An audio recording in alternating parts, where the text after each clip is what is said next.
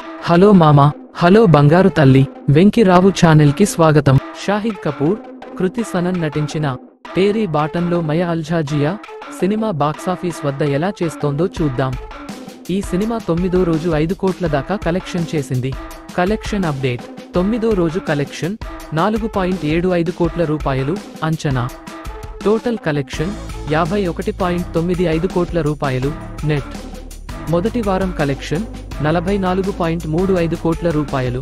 Story గురించి: ఈ సినిమాలో షాహిద్ కపూర్ ఓ రోబోట్ శాస్త్రవేత్త పాత్రను పోషిస్తున్నాడు.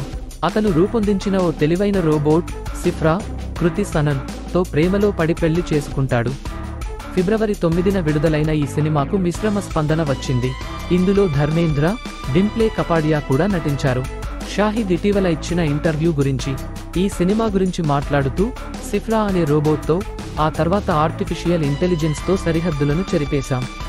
సినిమాల్లో ఇప్పటికే డిజిటల్గా జరుగుతోంది. పెద్ద స్క్రీన్పై విజయం సాధిస్తున్న చాలా సినిమాల్లో నటన కంటే విఎఫ్ఎక్స్ ఎక్కువగా ఉంటుంది. సినిమాల్లో అనుకరణ కూడా నిజమే అని మనం తెలుసుకుంటాం. అవతార్ లాంటి సినిమా చూసుకోండి, అంతా అనుకరణే కానీ అది నిజంగా అనిపిస్తుంది అని చెప్పారు. వీడియో నచ్చిందా? అయితే లైక్, షేర్, సబ్స్క్రైబ్ మర్చిపోకండి.